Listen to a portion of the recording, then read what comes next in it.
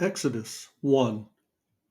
These are the names of the sons of Israel who went to Egypt with Jacob, each with his family: Reuben, Simeon, Levi, and Judah; Issachar, Zebulun, and Benjamin; Dan and Naphtali; Gad and Asher.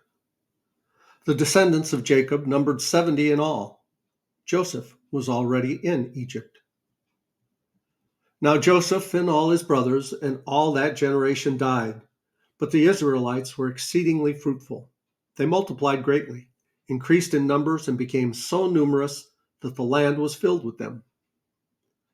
Then a new king, to whom Joseph meant nothing, came to power in Egypt. "Look," he said to his people, "the Israelites have become far too numerous for us.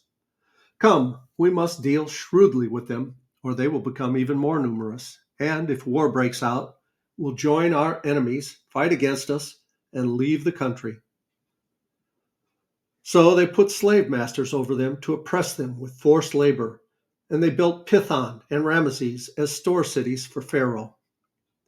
But the more they were oppressed, the more they multiplied and spread. So the Egyptians came to dread the Israelites and worked them ruthlessly. They made their lives bitter with harsh labor in brick and mortar and with all kinds of work in the fields. In all their harsh labor, the Egyptians worked them ruthlessly.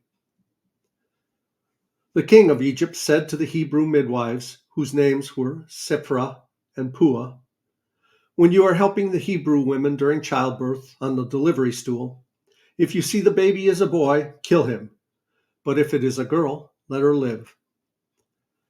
The midwives, however, feared God and did not do what the king of Egypt had told them to do.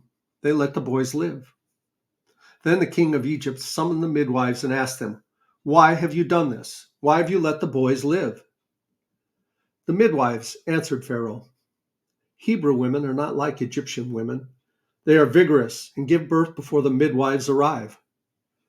So God was kind to the midwives, and the people increased and became even more numerous. And because the midwives feared God, he gave them families of their own. Then Pharaoh gave this order to all his people: "Every Hebrew boy that is born you must throw into the Nile, but let every girl live."